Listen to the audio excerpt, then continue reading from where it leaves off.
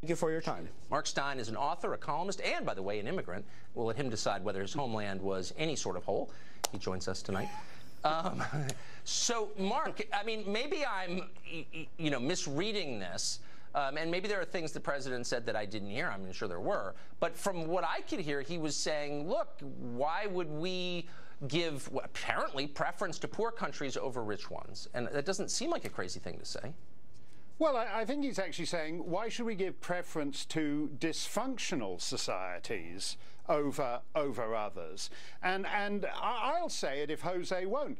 Until 50 years ago, every nation on earth, every Western nation particularly, thought it had the right to discriminate when it came to immigration among those countries and those people who would find it easier to assimilate and contribute to the country they were moving to. And if Jose thinks you don't like black people or brown people, let's keep it all black. I think it's, I don't think, I agree with the president. I wish he'd formulated it more elegantly, but Haiti is a bleep hole, or whatever you want to call it.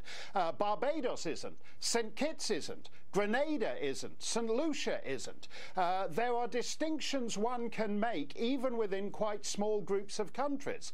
And as to Joan Walsh refusing to say whether she'd rather move to Haiti or Norway, let's not wait for Joan. Let's just look at the existing traffic. There are immigrants all over the world who move to Norway. Nobody voluntarily moves to Haiti. Why is that? Because it's a dysfunctional society, and so are many of the others from which America's present ludicrous immigration system takes newcomers from. So here's my question. So China is the most aggressive colonial power in the world right now, and it's investing all over Africa and all over Latin America and all over the Caribbean, spending $30 billion in Haiti, for example.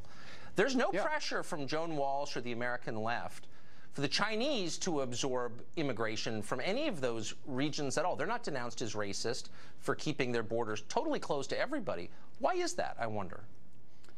Well, because China is allowed to advance its own interests. So it's bought, for example, a big ton of bauxites in Jamaica, the bauxite industry in Jamaica. Yes. But it doesn't feel that along with that, it has to import a big bunch of Jamaicans to its country.